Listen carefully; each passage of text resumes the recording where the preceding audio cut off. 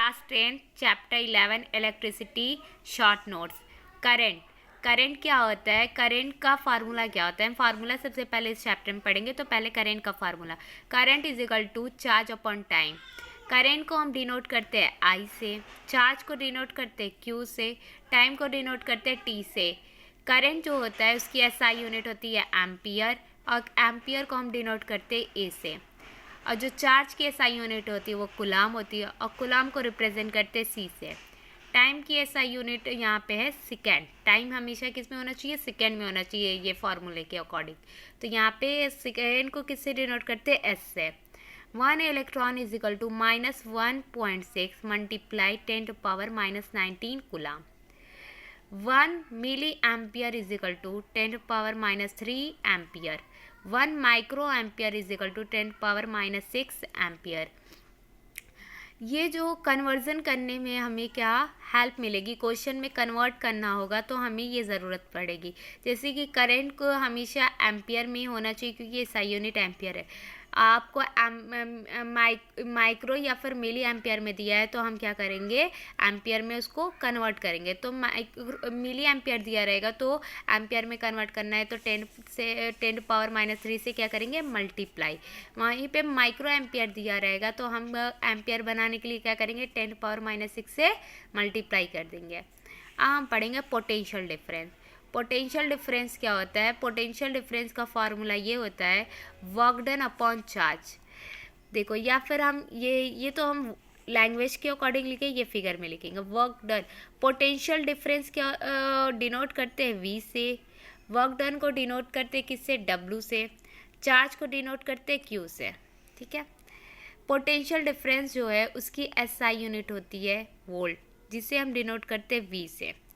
Work done की SI unit होती है जूल, जिसको हम कैपिटल J से डिनोट करते हैं। चार्ज की SI यूनिट होती है कूलाम, जिसे हम C से डिनोट करते हैं।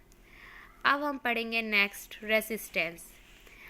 रेसिस्टेंस का फार्मूला क्या होता है, रेसिस्टेंस का फार्मूला होता है R is equal to, resistance को हम कैपिटल R से डिनोट करते हैं। ये ρL/A। रो क्या है, रो रेसिस्टिविटी को हम रो कहते हैं। L से लेंथ होती है जो कंडक्टर, जो वायर रहेगी उसकी लेंथ।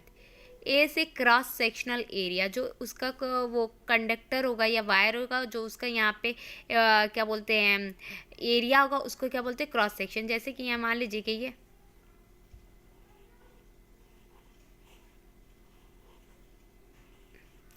ये जो है ये सर्कल, इसको हम क्या बोल रहे हैं, एरिया, इसी को क्रॉस सेक्शनल एरिया बोलेंगे। ठीक है, फार्मूले के अकॉर्डिंग। देखो यहाँ पे ऑलरेडी मैंने ये लिख दिया। अब देखिए रेसिस्टिविटी की जो SI यूनिट होगी वो होगी ओम मीटर, जिसको डिनोट करते हैं इससे, साइन देख लीजिए।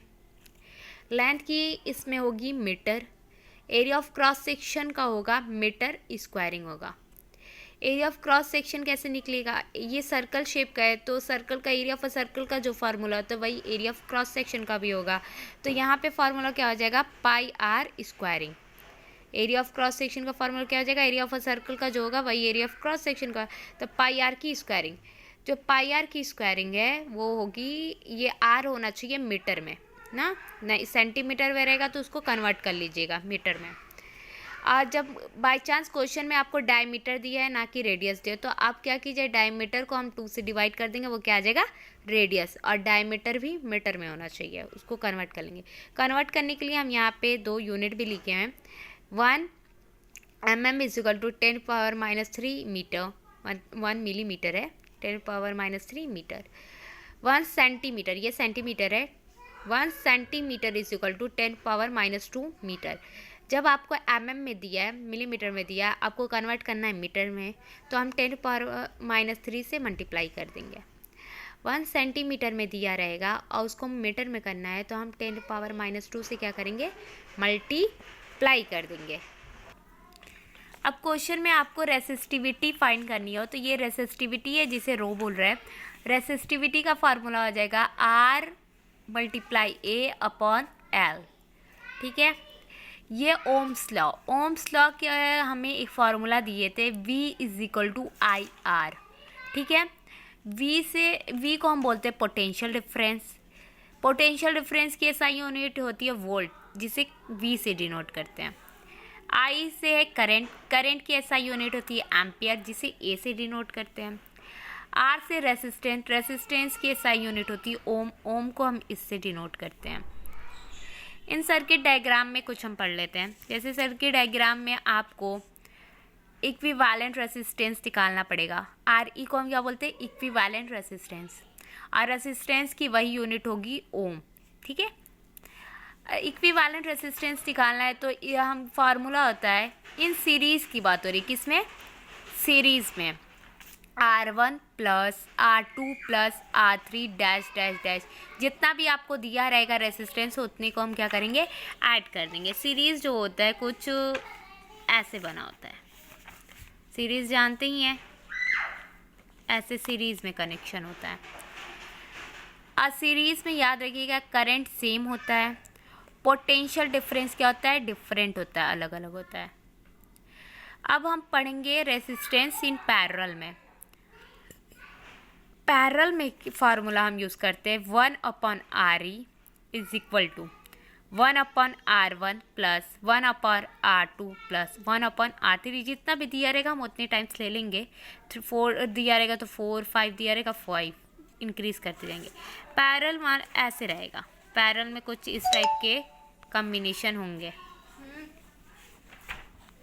ऐसे है ना, जैसे पैरेलल लाइन पढ़े है ना कि दोनों लाइन कभी आपस में नहीं मिलती है, ठीक है।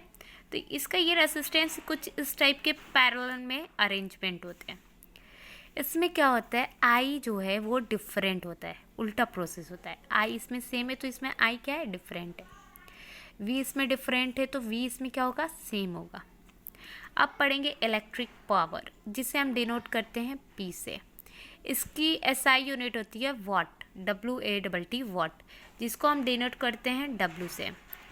इलेक्ट्रिक पावर का फार्मूला हम यहाँ पे लिखें P is equal to VI, ठीक है।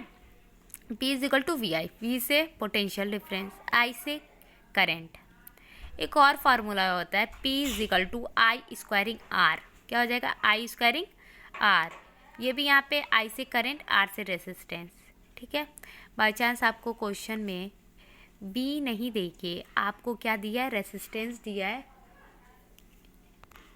और एक और तब हम यही वाला यूज़ करेंगे, P is equal to I squaring R। एक यहाँ पे देखिए P is equal to V squaring R। आपको क्वेश्चन में V दिया है और R दिया है, इसमें R और I दिया रहेगा तब ये यूज़ कीजिएगा।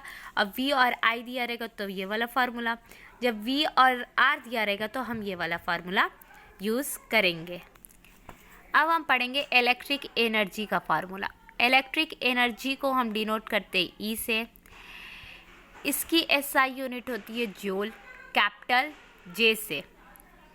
अब इलेक्ट्रिक एनर्जी का फार्मूला क्या होता है? E is equal to P multiply T, ठीक है।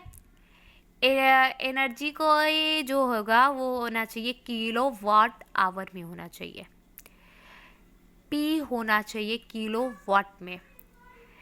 टाइम T टाइम होना चाहिए आवर में होना चाहिए, ठीक है।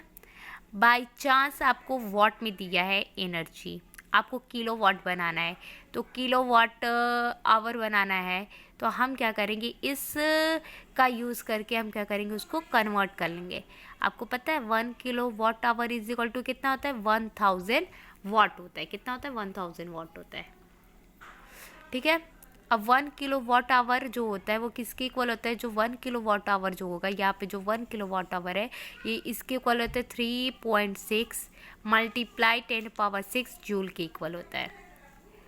बिल निकालने भी कभी कभार पूछ दिया जाता है। बिल का देखिए, बिल का क्या होता है? Number of unit multiply price of 1 unit. ये जो नंबर ऑफ यूनिट है ये बोला जा रहा है number of kilowatt our.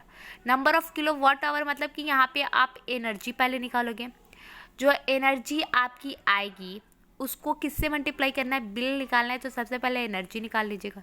Energy दिया रहेगा तो बेटर है, नहीं दिया रहेगा तो पहले एनर्जी फाइंड कर लीजिएगा। उसी को नंबर ऑफ यूनिट बोल रहे हैं, तो number of kilowatt hour वही है एनर्जी, देखिए यहाँ राइट किया। तो एनर्जी जो आई रहेगी उसको हम मल्टीप्लाई किससे करेंगे, प्राइस ऑफ 1 यूनिट, जो 1 यूनिट का प्राइस दिया रहेगा क्वेश्चन में उससे क्या करेंगे, उसको मल्टीप्लाई। अब है formula heating effect of electric current. Heating effect of electric current को डिनोट करते हैं H से, और इसका फार्मूला होता है H is equal to I squaring R t, current पे स्क्वायरिंग रेसिस्टेंस टाइम।